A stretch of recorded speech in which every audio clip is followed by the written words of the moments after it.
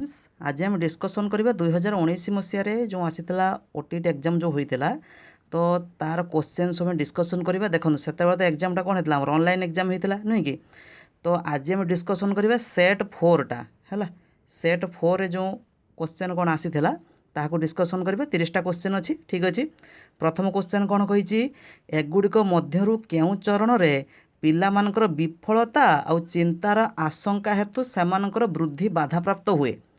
केउ चरण में पिलामानकर विफलता और चिंतार आशंका माने केउ चरण में पिला माने विफलता को देखती बा चिंतित रहती केउ चरण में प्रारंभ देखो शैशव आसबनी 0 ରୁ 3 वर्ष बयसर पिलामानकर कौन तांकर रहिबो चिंता रहिबो ना विफलता रहिबो सी नुहे आसे कौटर कहले कैशोर नुह कि एडोलेसेंस स्टेज रे नुह कि 12 वर्ष अधिक बयसर पिला माने 13 14 15 16 वर्ष जो पिला माने टीनेजर कैशोर माने कौन कि आम टीनेजर रोचे से पिला माने कौन करती अधिक चिंतित भी रही था दृष्टि लक्ष्य कर ऑप्शन मान मध्यरु तो करेक्ट आंसर कौन ऑप्शन नंबर 3 कैशोर। 2 नंबर एगुड़िक मध्यरु केउ चरण में पिला माने खेलना सह खेलिबा को भल पाती पितामाता और कार्टून मानू अनुसरण करती पूरा डायरेक्ट क्वेश्चन एटा गोटे केउ चरण में पिला माने कार्टून को देखती कार्टून अनुसरण करती खेलना सह खेलिया को भल पाती माने टोटाल इज बेस्ड ऑन कौन एनिमिज्म एनिमिज्म स्टेज आम रोचे एनिमिज्म स्टेज केते केते वर्ष कहले 2 ରୁ 7 वर्ष बयसर स्टेज एटा किए कहते आमर जो जीन पियाजेंकर कॉग्निटिव डेवलपमेंट बौद्धिक विकास कथा प्री ऑपरेशनल स्टेज रे सेकंड स्टेज जोटा 2 ରୁ 7 वर्ष बयसर स्टेज एनिमिज्म कार्टून देखती पिला माने लक्ष्य करेंगे आपण पिला माने भाबंती जे कौन कहले सब जीवंत तांकर जो कंढे थी कि छोट छुआ ना 2 ରୁ 7 वर्ष बयसर पिला कंढे को से खुआई दौथे नुहे कि कार्टून भावुए जे से जो टीवी कार्टून देखुंत तो भावुए कौन ना कार्टूनटा रियल बोधे ताहा भी से भावी दिखती बुझे आउ गोटे एग्जांपल नवा पिला माने मन करंतु गोटे पिला जाउची ता गोड़ मन कर चेयर बाजिगला ये चेयर अच्छी चेयर पिलार गोड़टा बाजिगला है सी कौन कह कहले छोट पिलाटा कह चेयर मते माइला चेयर मते माइला एक्चुअली से कह तुम चेयर को मार एमती भी कही दिखती लक्ष्य करेंगे आपड़ तो सहीटा एनिमिज्म स्टेज तो सहीटा क्यों स्टेज 2 ରୁ 7 वर्ष प्रारंभिक शैशव ना शैशव तो हेनी कैशोर तो हेनी पश्चात शैशवर परवर्ती स्टेज नुह कि 2 ରୁ 7 वर्ष शैशवर परवर्ती स्टेज प्री ऑपरेशनल स्टेज बुझे ऑप्शन नंबर 2। 3 नंबर केउ चरण में कैशोर बा वयस्क कैशोर माने अमूर्त चिंतन करने आरंभ करती आ समस्यार समाधान करती देखो अमूर्त चिंतन करने आब्स्ट्राक्ट थिंकिंग आमर आसे जीन पियाजेंकर शेषटा लास्ट जो देते जो स्टेज जो विमूर्त संकार्य धर्मी स्तर किंतु किंतु एठी कही अमूर्त चिंतन करने आरंभ करती तो तार मैक्सिमम उत्तर कौन विमूर्त संकार धर्मी स्तर शेष स्तरटा रोचे 12 वर्ष अधिक किंतु गोटे गोटे जगार लिखी आपंकर तार जो 3 नंबर स्तर 3 नंबर स्टेजटा नुह कि गोटे गोटे जगार कौन लिखी 3 नंबर स्टेज लिखी किंतु आमर मैक्सिमम उत्तर रही 4 नंबर स्टेज किंतु गोटे गोटे जगह लिखी 3 नंबर स्टेज है कि कारण 3 नंबर स्टेज रे से अमूर्त चिंतन आरंभ करती 4 नंबर स्टेज बेलू से क्लीयर हो जाए से जो थ्योरी जहाँ कहूँ किंतु आमर मैक्सिमम जो रिसर्च मुझे जहाँ करी आर करेक्ट आंसर हो कौन ऑप्शन नंबर 1 हम विमूर्त संकार्य धर्मी स्तर रोचे मैक्सिमम बही एमती देती ठीक अच्छे। तापर 4 नंबर कौन कहला एगुड़िक मध्यरु केउटी विकास संबंधी परिवर्तन संवेदी कारक चरण में होता है देखो संवेदी कारक माने आपणकर सेंसरी मोटर पीरियड माने सेंस ऑर्गन है एटा हूँ आपणकर 0 ରୁ 2 वर्ष बयसर स्टेज है ता माने पिला माने छुईकी चाखिकी है निजर सेंस ऑर्गन अंग प्रत्यंग को छुईकी पिला माने बुझीबे एटा कौन है पिला छुईदेला मनकर गोटे क्षीर अच्छी गरम क्षीर अच्छी जगह पिला टिके छुईदेला ग्लासटा को गरम लगे तो से छुईकी जानी गरम बोलिकी बुझे तो से जो सेंस ऑर्गन द्वारा जे पिला जानी थाए सेटा सेंसरी मोटर स्टेज व संवेदीकारक चरण तो तार कही पिला माने कौन होता है देइछि पर डायरेक्ट क्वेश्चन आमर एटा डीएलडी बही भी लिखी पिला माने चुचुमिबा धरिबा देखिबा शुणिबा ए सब सेंस ऑर्गन रोची जहाँ द्वारा से माने जानी थांती ठीक अच्छे। नेक्स्ट 5 नंबर क्वेश्चन कौन कहला 5 नंबर क्वेश्चन कही वंशानुक्रम टिके हाँ कही वंशानुक्रम और परिवेशर ज्ञान वंशानुक्रम परिवेश माने उभय हेरिडिटी एंड आसीगला एनवायरनमेंट है शिक्षकों को डैश व्यतीत देखो डैश व्यतीत समस्त साहाय्य करे व्यतीत माने कौटा नुहे ये कही कौटा नुहे पिलार आवश्यक दक्षता जानिबा हाँ हेरिडिटी एनवायरमेंट पिला तो आवश्यक दक्षता जना पड़ी थाए ठीक अच्छे पिला मानक मेधावी साधारण धीर शिक्षार्थी वर्गीकरण करटा भी साहाय्य करें नुहे कि तापर कौन आस देखिया ना शिक्षक मानक पक्षपातिता करें ना ना पक्षपाती कहीं शिक्षक मान तो निरपेक्ष रे शिक्षक माने निरपेक्ष रे प्रति पिला प्रति पक्षपातिता हेबे नहीं तो एटा तो रोहुनी पिला मानक लाभ पाई विभिन्न पाठ्यक्रम सह पाठ्यक्रम माने करिकुलर को करिकुलर एक्टिविटी करा जिवो एटा भी रोहुची तो ऑप्शन नंबर कोउठा हबार कोइटा नुहे कहि ना व्यतीत कहि लक्ष्य करंतु तो ऑप्शन नंबर कोउठा हबो कहले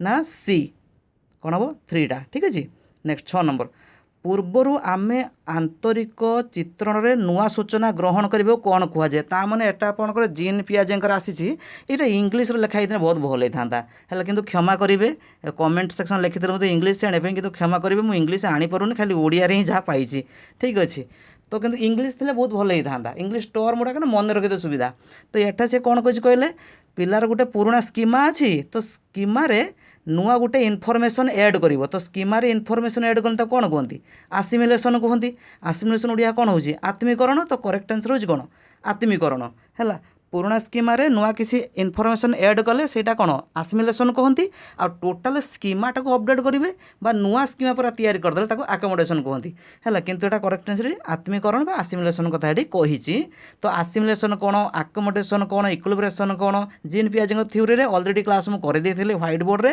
आपण देखि परिबे ठीक अछि ता लिंक मते डिस्क्रिप्शन अछि 7 नंबर कौन कहला केउं प्रकारर मनोदशा अवलोकनकारी किसी विशेष चेष्टा बिना आग्रह कारण किसी निर्दिष्ट वस्तु पर केन्द्रित होता है यह तत्काल मनोदशा कह जाए केउं प्रकार मनोदशा कही ना तत्काल मनोजोग तत्काल मनोदशा कथा कहगला माने आपनकर तत्काल मनोजोग नेक्स्ट 8 नंबर कौन कही 8 नंबर कहला 3 ରୁ 5 वर्ष बयस सीमा मध्य मनोसामाजिक माने साइकोसोशियाल कौन कहला साइको सोशियाल थ्योरी किए देते ना एरिक्सन देते नुहे कि तो तांकर जो तृतीय सोपानटा थिला नुहे कि एरिक्सन जो साइको सोशियाल थ्योरी देते मनोसामाजिक थ्योरी तृतीय सोपानटा तांकर एक्चुअली थिला कौन ना initiative versus guilt initiative versus कौन थिला ना गिल्ट नुहे कि मन पकातु ना ट्रस्ट वर्सेस मिस्ट्रेस थिला autonomy versus same and doubt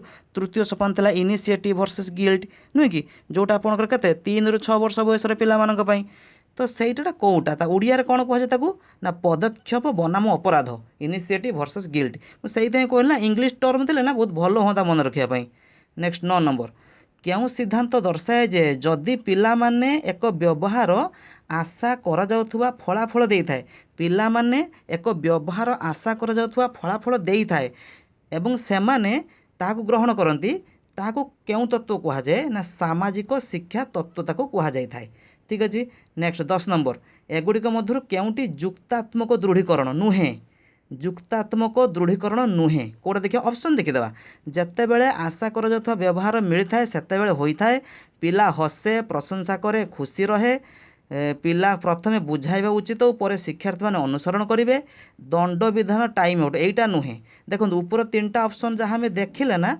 ऊपर 3टा ऑप्शन जहाँ आम देखिले पाखापाखि करेक्ट रोची है किंतु यहीटा अलग रोचे ऑप्शन नंबर 4 ठीक रही तापर नेक्स्ट देखो आ मध्यरु किछि क्वेश्चन जदि माने हम डिस्कशन करूछन ना प्रकृतर नुहे कि तो जदि डाउट थी कमेंट सेक्शन लिखिए आ कौटा तार आपन लगुत जदि मुझे कौटी किसी भूल कही करेक्ट आंसर यह हम कमेंट सेक्शन लिखिए कहीं लिखिए अन्य पिला देखुन ना सी भी कनसेप्ट क्लीयर हो पारे नुहे कि तापर 11 नंबर क्वेश्चन कौन कहला केउं प्रकार शिक्षा रे दलगत भावे बा अन्य लोकंक सह शिक्षा ग्रहण पसंद योग्य होता है तो पसंद योग्य केउं दल रे होता है पसंद भित्तिक दल जिते आम दल बनाती विभिन्न प्रकार दल बनाती श्रेणी अनुजाई नुहे कि आपणकर स्तर अनुजाई आपणकर पसंद भित्तिक दल आग्रह भित्तिक दल एमती विभिन्न दल बनती तो पसंद योग्य माने कौन पसंद भित्तिक दल आसी थाए ताला केउं स्तरीय दृश्य संबंधी अंतः व्यक्तिगत गति संबंधी ना व्यक्तिगत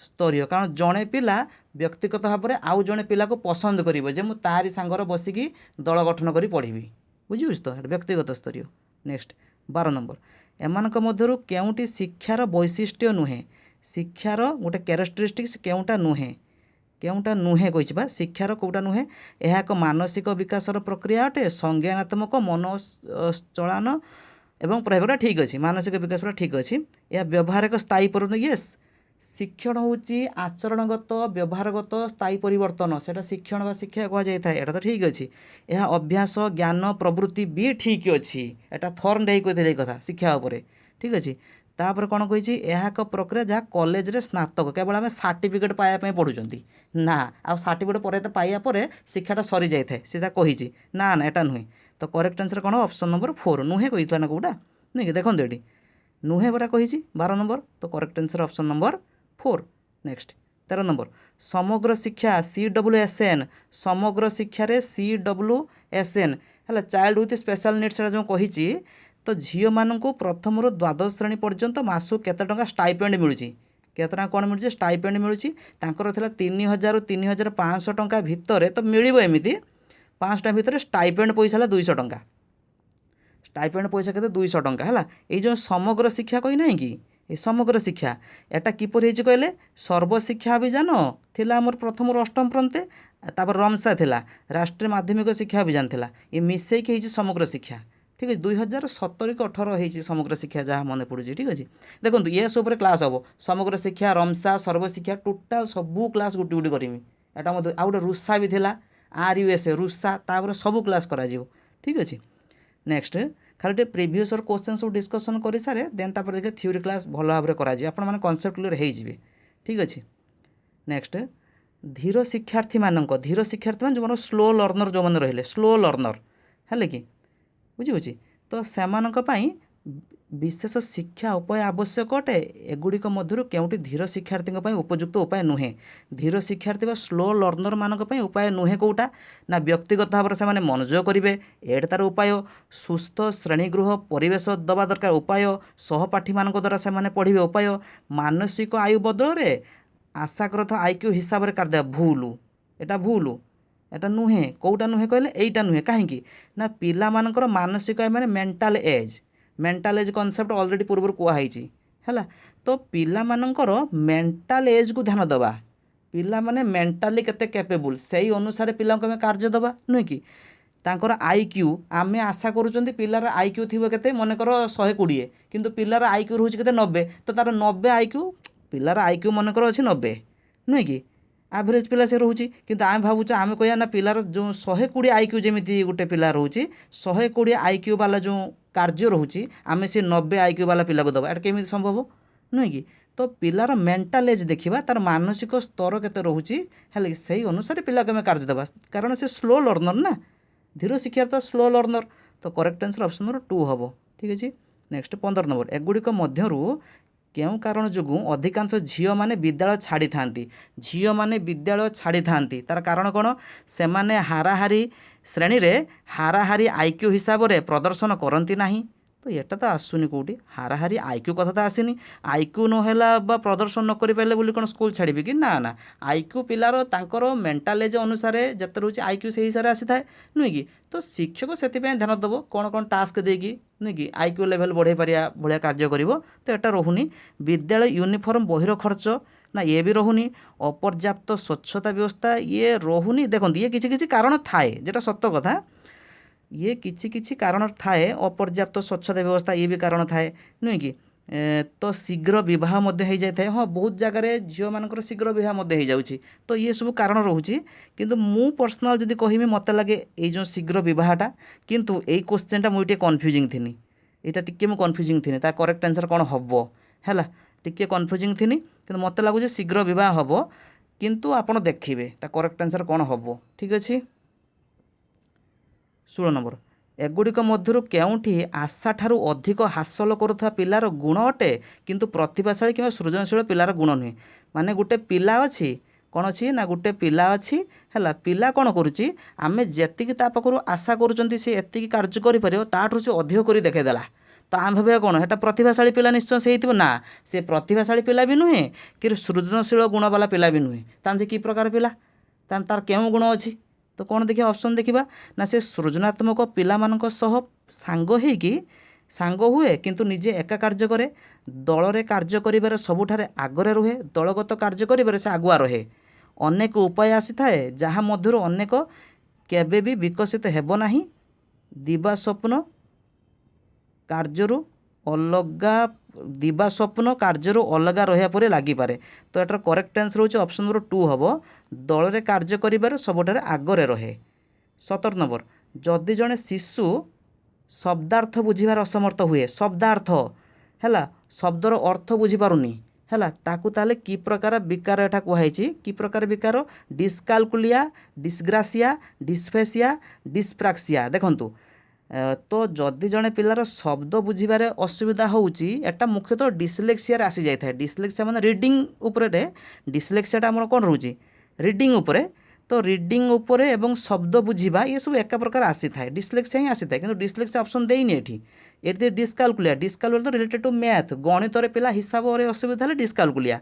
ଡିସଗ୍ରାଫିଆ ହେଉଛି ଲିଖନ, ଲେଖିବାରେ ପିଲାର ଯଦି ଅସୁବିଧା ହେଲା ତ ହେଟା ଡିସଗ୍ରାଫିଆ। ତ ରହିଲା କିଏ? ଡିସ୍ପ୍ରାକ୍ସିଆ। ଡିସ୍ପ୍ରାକ୍ସିଆ ହେଲା ପିଲାଙ୍କର କ'ଣ କହିଲେ, ଯେଉଁ କୋଡ଼ିନେସନ୍ ନୁହେଁ କି, ତା'ର ବ୍ରେନ୍ ସହ ହାତର ମୋମେଣ୍ଟରେ କୋଡ଼ିନେସନ୍ ଆଣିବାରେ ପିଲାର ଅସୁବିଧା ହେଇଥାଏ, ସେଇଟା କ'ଣ କହିଲେ ନା ଆମର ଡିସ୍ପ୍ରାକ୍ସିଆ, ସେଇଟା କୁହାଯାଇଥାଏ। ଠିକ୍ ଅଛି। କିନ୍ତୁ ରହିଲା ଯେଉଁ ଡିସ୍ଫାସିଆ, ଡିସ୍ଫାସିଆଟା ରିଲେଟେଡ୍ ଟୁ ଲାଙ୍ଗୁଏଜ୍ ହେଲା। ପିଲାଙ୍କର ଯଦି ଆମେ ବୁଝିବା ତା ଅର୍ଥ ହେଉଛି କ'ଣ, ଯେ ତା ଅର୍ଥ ହେଉଛି କ'ଣ, କୌଣସି ବ୍ରେନ୍ ଇଞ୍ଜୁରି ପାଇଁ ହେଉ ବା କୌଣସି ଅନ୍ୟାନ୍ୟ କାରଣ ପାଇଁ ହେଉ ପିଲା ପ୍ରୋବ୍ଲେମ୍ ଫେସ୍ କରୁଥିବ ସ୍ପିକିଂରେ ହେଲା କି, ପିଲା ପ୍ରୋବ୍ଲେମ୍ ଫେସ୍ କରୁଥିବ ରିଡ଼ିଂରେ ହେଲା, ରାଇଟିଂରେ, ଅଣ୍ଡରଷ୍ଟାଣ୍ଡିଂରେ ହେଲା, ଅଣ୍ଡରଷ୍ଟାଣ୍ଡିଂ ୱାର୍ଡ଼ରେ, ଏଇସବୁରେ ପ୍ରୋବ୍ଲେମ୍ ଫେସ୍ କରେ। ଠିକ୍ ଅଛି। ତ ଡିସ୍ଫାସିଆ ବୁଝିହେଉଛି। ନେକ୍ସଟ 18 ନମ୍ବର, ଦେଖନ୍ତୁ ଇଏ ସବୁର କ୍ଲାସ୍ ଅଲରେଡ଼ି ମୁଁ କରିଦେବି, କିନ୍ତୁ ଟିକେ ଆଗତୁରା ନା ପ୍ରିଭିୟସ୍ ଇୟର୍ କ୍ୱେଶ୍ଚନ୍ ଆମେ ଡିସ୍କସନ୍ କରିଦେଉଛନ୍ତି, ତା ବି କହୁଛି କାହିଁକି କରୁଛନ୍ତି। ଆରେ ପ୍ରିଭିୟସ୍ ଇୟର୍ କ୍ୱେଶ୍ଚନ୍ ସିନା ଡିସ୍କସନ୍ କଲେ କାହିଁକିନା ହେଉଛି ନା ଗୋଟେ ଗୋଟେ କ୍ୱେଶ୍ଚନ୍ ନା ପଢ଼ଉଛି ପକଉଛି ମାନେ ଟିକେ ବାହିରୁ ଟିକେ ପଳେଇ ଆସୁଛି, ସିଲାବସ୍ ଯାହା ରହୁଛି ତା ଟିକେ ବାହିରୁ ପକାଇ ଦେଉଛି ନା। ତ ଆମେ କ'ଣ total previous year question discussion କରିଦେଲା, ଜାଣିପାରିବା ନା କ୍ୱେଶ୍ଚନ୍ କେଉଁଠୁ କେଉଁଠୁ ଆସୁଛି, ସେଇ ହିସାବରେ କ୍ଲାସ୍ଟା କରିବା ନୁହେଁ କି। ତ ରିଏଲ୍ କଥା ରହୁଛି, ସେଇଥିପାଇଁ ତ ଆଗତୁରା ପ୍ରିଭିୟସ୍ ଇୟର୍ କ୍ୱେଶ୍ଚନ୍ ମୁଁ ଡିସ୍କସନ୍ କଲି। ଏଗୁଡ଼ିକ ମଧ୍ୟରୁ କେଉଁଟି ସାମାଜିକ ସାଂସ୍କୃତିକ ଭାବରେ ଅନଗ୍ରସର ପିଲାମାନଙ୍କର ଶିକ୍ଷା ପାଇଁ ଗୁରୁତ୍ୱପୂର୍ଣ୍ଣ ଦିଗନ୍ତ ଅଟେ? ସାମାଜିକ ଓ ସାଂସ୍କୃତିକ ଭାବରେ ଅନଗ୍ରସର ପିଲା, ଶିକ୍ଷାର୍ଥୀର ସ୍ତର ବୁଝିବା, ଠିକ୍ ଅଛି। କୁହାଯାଉଥିବା ଭାଷାରେ ବିବିଧତାକୁ ଗ୍ରହଣ ପ୍ରଶଂସା କରିବା, ହଁ ଠିକ୍ ଅଛି। ପିଲାମାନଙ୍କୁ ଅସମ୍ମାନ କରିବା ଆଉ ଅନ୍ୟ ପିଲାମାନଙ୍କ ସହ ତୁଳନା କରିବା, ଏଇଟା କେଉଁଠି? ଏଇଟା ଅସମ୍ଭବ। ପିଲାମାନଙ୍କୁ ଆମେ କେବେ ଅସମ୍ମାନ କରିବାନି କି ଅନ୍ୟ ପିଲା ସହିତ ତୁଳନା କରିବାନି, କାରଣ ପ୍ରତ୍ୟେକ ପିଲା ୟୁନିକ୍ ଆଉ ପ୍ରତ୍ୟେକ ପିଲାମାନଙ୍କ ପାଖରେ ଅଲଗା ଅଲଗା ପ୍ରକାର ଟ୍ୟାଲେଣ୍ଟ ଥାଏ। ଏଇଟା ଶିକ୍ଷକ ଉପରେ ନିର୍ଭର କରେ ସେ ପିଲାକୁ କେମିତି ଆଗକୁ ନେବ ନୁହେଁ କି। ତ ଏଇଟା ହେବନି। ଦୈନନ୍ଦିନ ଜୀବନରେ ଉଦାହରଣ ସବୁ ବୁଝେଇବା, ୟେସ୍ ଆମ ଦୈନନ୍ଦିନ ଜୀବନରେ ଯାହା ସବୁ ଘଟୁଛି ଡେଲି ଲାଇଫ୍ ସିଚୁଏସନ୍କୁ ପିଲାମାନଙ୍କୁ ଦେଖେଇବା ନା, ପିଲାମାନେ ଆରାମସେ ବୁଝିପାରିବେ। ତ ଅଲଗା କେଉଁଠି ରହୁଛି? ଅପସନ୍ ନମ୍ବର 3 ଠିକ୍। ନେକ୍ସଟ 19 ନମ୍ବର, କେଉଁ ପ୍ରକାର ଶିକ୍ଷାରେ ମୂଲ୍ୟାୟନ କେବଳ ବର୍ଷ ଶେଷରେ ମୂଲ୍ୟାୟନ ନ ହୋଇ ନିରନ୍ତର ମୂଲ୍ୟାୟନ ହୋଇଥାଏ? କେଉଁ ପ୍ରକାର ଶିକ୍ଷାରେ ନିରନ୍ତର ମୂଲ୍ୟାୟନ ହୋଇଥାଏ, ମାନେ କଣ୍ଟିନ୍ୟୁଅସଲି ଇଭାଲୁଏସନ୍ ହୋଇଥାଏ? କେଉଁ ପ୍ରକାର ଶିକ୍ଷାରେ?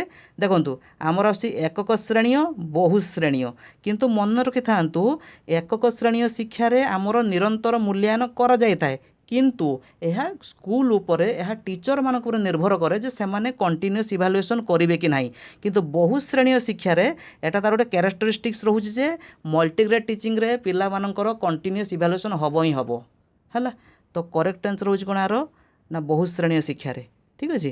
ତାପରେ ନେକ୍ସଟ 20 ନମ୍ବର, ଏକ ଶିକ୍ଷାର୍ଥୀ କୈନ୍ଦ୍ରିକ ପଦ୍ଧତି। ଦେଖନ୍ତୁ ଶିକ୍ଷାର୍ଥୀ କୈନ୍ଦ୍ରିକ ପଦ୍ଧତି ଯେଉଁଟା ଆମର ବର୍ତ୍ତମାନ ଚାଲିଛି ନୁହେଁ କି, ଲର୍ଣ୍ଣର ସେଣ୍ଟର୍ଡ ଯେଉଁ ପଦ୍ଧତି ରହୁଛି, ଶିକ୍ଷକମାନେ କ'ଣ କରନ୍ତି ନାହିଁ? କ'ଣ କରନ୍ତି ନାହିଁ ନା ବିଷୟରେ ଲମ୍ବା ବ୍ୟାଖ୍ୟା କରିବା, ନା ବ୍ୟାଖ୍ୟା ତ କରିବା ତ ଶିକ୍ଷକ କୈନ୍ଦ୍ରିକରେ, ଲମ୍ବା ଲମ୍ବା ବ୍ୟାଖ୍ୟା କରିକି ଡେଫିନେସନ୍ ଦେବା ଏ ତ ଶିକ୍ଷକ କୈନ୍ଦ୍ରିକ ପଦ୍ଧତି।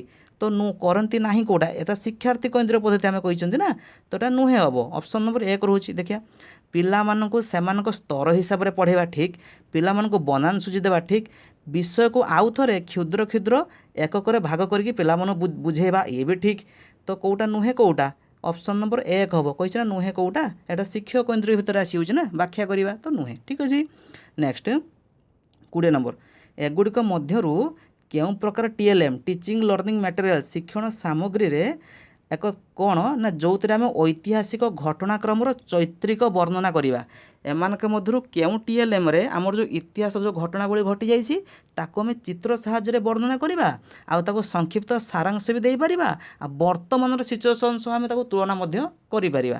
तो चार्ट पोस्टर मैप स्लाइड बहुत इजी कथा आम मुख्यतः टाइम लाइन भी यारी मध्य करी तो करेक्ट आंसर होची कौन चार्ट ठीक अच्छे नेक्स्ट चार्ट विभिन्न प्रकार होची तो टोटाल चार्ट मध्य ये सब आसी थाए 22 नंबर कौन कहला डैश व्यतीत एगुड़िक समस्ते होची स्तंभ जो योग्यता भित्तिक शिक्षार आधार रही थाए एमानक मध्यरे केउंठी योग्यता भित्तिक शिक्षार आधार रही थाए केउंठी कौतूहल कल्पना रही थाए फूर्ति और अनुकूलशीलतार रही थाए सूचना अभिगम समीक्षा करिबारे भी रही थाए कौटा रही न थाए कौटा एटा भल ग्रेड आनिबा आ उत्कर्षता हासिल कर ना योग्यता भित्तिक शिक्षा आसी न थाए तो करेक्ट आंसर ऑप्शन नंबर कौटा हम डी हम नेक्स्ट सॉरी रही थाए कौटा योग्यता भित्तिक शिक्षा मध्य कौटा रही थाए कहले भल ग्रेड है पिला केते योग्य रोची ग्रेड उपर जना पड़ जाए ना ठीक अच्छे नेक्स्ट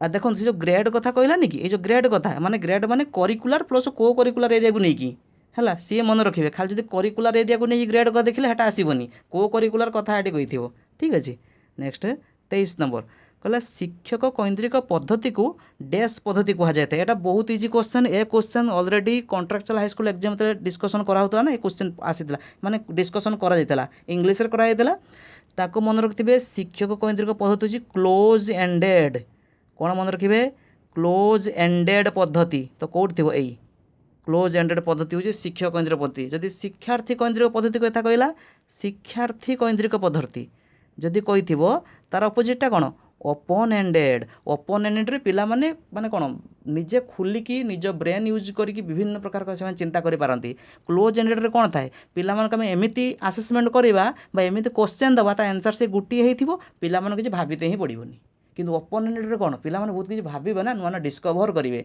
ठीक है क्लोज एंडेड ओपन एंडेड पद्धति कथा क्लास करते आगुरी तथा क्लास करदे आसेसमेंट चैप्टर तो पढ़ा ना क्लास करदे आगुरी करदे विषय तो करेक्ट आंसर हम कौन कहला आपंकर क्लोज एंडेड ठीक 24 नंबर एगुड़िक मध्य केउंटी शिक्षक कैंद्रिक पद्धतिर एक लाभ अटे शिक्षक कैंद्रिक पद्धतिर केउंटा गोटे लाभ अटे ना पिला माननकु निज व्यक्त करने को प्रश्न पचारिबा को एवं निज शिक्षा को निजे निर्देशित करने को अनुमति मिले नाही श्रेणीगृह क्रमिक भाव रही थाए पिला माने चुप रही थांती आ श्रेणीगृह समस्त कार्य आधिपत्य शिक्षक विस्तार करते यहीटा तो शिक्षक केंद्र यहीटा रोचे शिक्षक केंद्र पद्धति शिक्षक केंद्र पद्धति माने कौन ना शिक्षक ही श्रेणी आधिपत्य विस्तार करने भाया रे शिक्षक जहाँ कहे से क्लास रे पिला माने नीरव द्रष्टा ही खाली शुणिबे पिला मानकर किछि समान किछि माने कौन ब्रेन यूज किछि करेंगे खाली जहाँ रिसीव करेंगे पैसिव लर्नर हो नॉट एक्टिव लर्नर है शिक्षक केंद्र पद्धति पिला माने कौन है ना पैसिव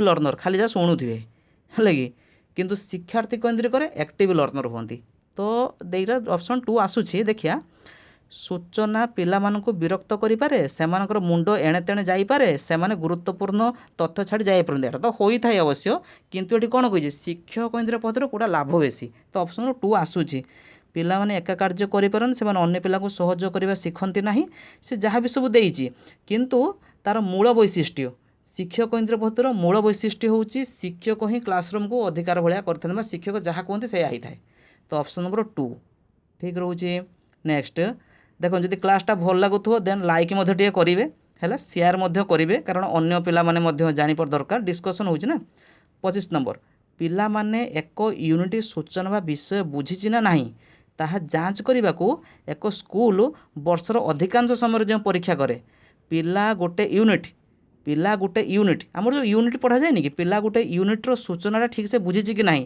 आम यूनिट टेस्ट करती वर्षर बहुत मध्य यूनिट टेस्ट करती तो ताको क्यों प्रकार परीक्षा कह जाए थाए क्यों प्रकार योग्यात्मक स्वल्पकालीन गठनमूलक नैदानिक देखो आमर यूनिट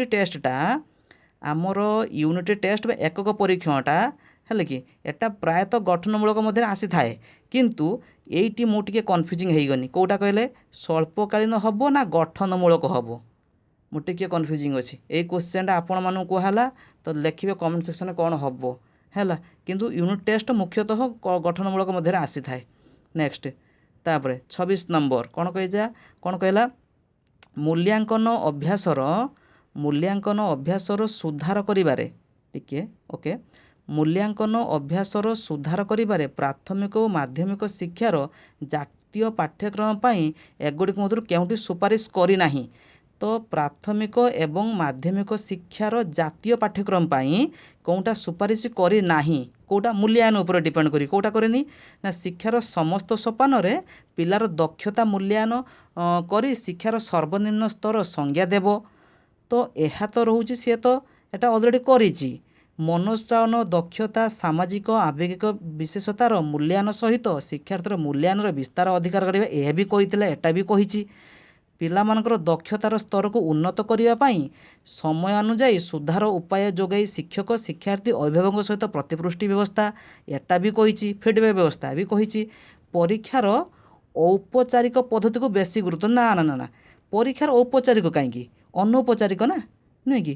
ପରୀକ୍ଷାର ଔପଚାରିକ ପଦ୍ଧତି ଏବଂ ଅନୌପଚାରିକ ପଦ୍ଧତି ଦୁଇଟା ପଦ୍ଧତି କଥା ସେ କହିଥିଲା ପରେ, ଦୁଇଟା ପଦ୍ଧତି, ସେଇଥିପାଇଁ ତ ସିସିଏ ଆସିଯାଇଥିଲା, ସେଇଥିପାଇଁ ତ ସିସିଏ ଆସିଥିଲା।